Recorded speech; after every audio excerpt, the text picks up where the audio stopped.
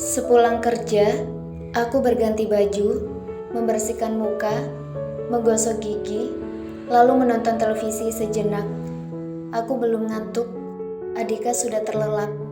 Ayah beristirahat di kamar. Bunda berjalan mendekat ke arahku. "Tumben belum tidur, Dir?" tanya Bunda lembut. "Iya, Bun. Tira belum ngantuk." Bunda duduk di sebelahku. Aku merebahkan badan di sofa sedang kepalaku bersandar di pangkuan Bunda. Rasanya begitu nyaman saat seharian lelah kuliah dan bekerja.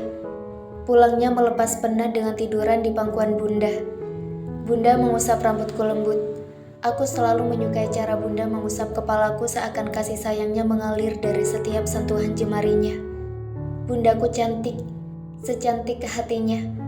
Jika pergi kemanapun, kami sering dikira kakak adik karena bundaku memang masih muda. Wajahnya juga awet muda. Bunda melahirkan saat ia berumur 20 tahun, belum genap 21 tahun, seusia dengan Tante Nara. Sudah lama aku tahu bahwa Mas Saha adalah anak tiri Tante Nara. Namun yang membuatku kagum adalah Mas Saha dan Tante Nara begitu dekat layaknya anak dan ibu kandung. Satu yang aku pelajari adalah kasih sayang orang tua bisa saja terjalin begitu tulus kendati tak ada ikatan darah. Aku ingat, Mas Saha pernah mengatakan bahwa ibu tetaplah seorang ibu, tak peduli dia terlahir dari rahim siapa. Baginya Tante Nara adalah ibunya. Dan ia juga masih rutin mendoakan almarhumah ibu kandungnya setiap selesai sholat. Mendadak aku jadi teringat Mas Saha karena tadi siang aku makan siang bersamanya beserta seorang mahasiswi bimbingannya. Mungkin karena aku anak pertama, jauh di lubuk hati terdalam, aku menginginkan sosok seorang kakak. Aku seperti menemukan sosok seorang kakak ada dalam diri Mas Saha. Meski begitu, ayah selalu mengingatkan bahwa kami bukan mahram. Acara televisi tidak ada yang menarik. Menonton film adegan sepasang kekasih bertengkar mengingatkanku pada Axel. Ya Allah, kenapa aku harus teringat padanya? Kejadian sewaktu dia dan cewek itu memilih-milih baju tiba-tiba melintas di kepala. Kenapa jadi kesal dan sedih begini ya? Bun, iya. Aku beranjak dari posisiku dan duduk di sebelahnya. Bunda dulu pertama kali ketemu sama ayah di mana? Pertama kali jatuh cinta sama ayah gimana sih? Bunda menatapku tajam. Rona merah seketika menyapu wajahnya. Bunda tersenyum. Mungkin Bunda tengah mengingat nostalgia pertemuannya dengan ayah. Sebelum Bunda cerita, Dira mau tidak berjanji untuk menyikapi cerita Bunda dengan pikiran terbuka dan dewasa. Aku mengernyit dan semakin penasaran.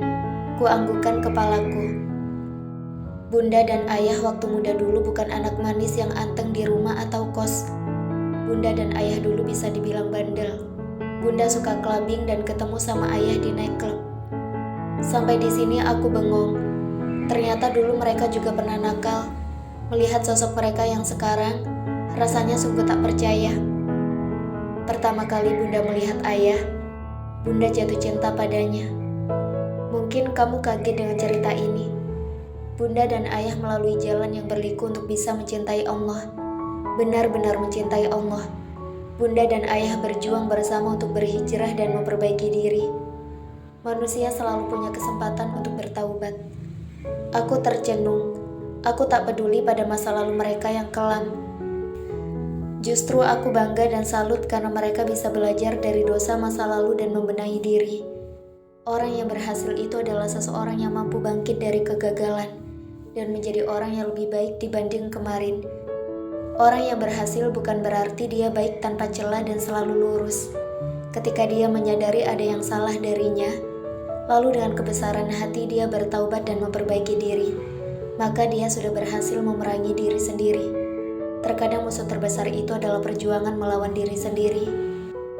Nah, mungkin di sekitarmu juga banyak teman yang bengal, suka clubbing, atau mungkin seks bebas. Maka kamu harus menghadapi mereka dengan bijak dan dewasa.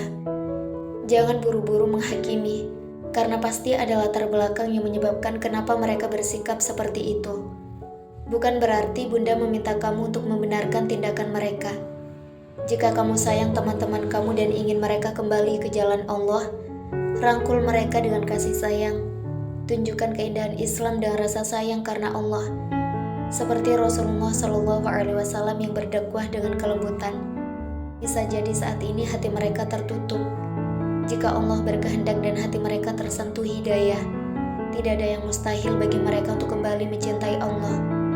Kamu pasti sudah tahu kan bagaimana perjalanan Umar bin Khattab radhiyallahu anhu yang semula menentang Islam, menjadi pembela Islam yang gigih. Allah maha pembolak-balik hati manusia. Kata-kata bunda begitu menyejukkan.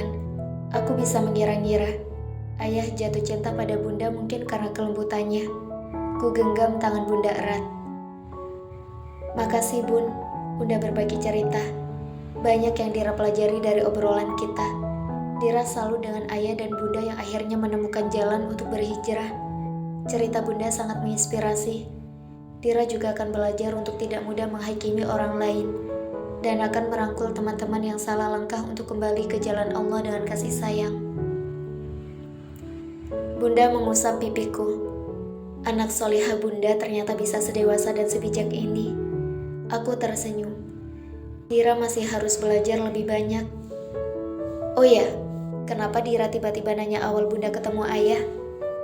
Aku tak dapat menyembunyikan keterkejutanku. Tiba-tiba jadi gelagapan gini, seperti maling kepergok. Ya Allah, memangnya apa yang sudah aku lakukan? Apa memikirkan cowok itu dosa? Aku gak ingin memikirkan Axel, tapi tiba-tiba saja sosoknya menari-nari di kepala. Aku gak bisa mencegahnya. Dira cuma ingin tahu aja. Aku tersenyum semanis mungkin. Ya udah, Dira tidur ya. Udah malam. Besok kan harus kuliah. Aku mengangguk. Iya bun. Pagi ini aku janjian dengan Luna dan Syifa di kantin. Katanya mereka belum sarapan, jadi aku akan menemani mereka sarapan lebih dulu sebelum masuk kelas. Maklum sih, mereka anak kos. Sarapan, makan siang, dan makan malam mesti nyari sendiri. Atas dasar inilah, ayah dan bunda menghendaki aku untuk kuliah di Purwokerto saja. Mereka mengkhawatirkanku jika aku kuliah di kota yang jauh dan harus kos. Anak kos kadang makan tidak teratur atau tak terkontrol. Makan di luar yang belum tentu sehat. Aku duduk bertiga bersama Luna dan Syifa. Syifa memesankan teh hangat dan donat untukku. Padahal aku tidak meminta. Lagi pula aku sudah sarapan di rumah. Nih, ikutan makan, biar cepat gede, tukar Syifa. Aku dan Luna tertawa. Badanku memang kurang berisi. Sebenarnya tinggi badanku gak mungil-mungil amat. 160-an senti, cuma badanku memang cenderung kurus.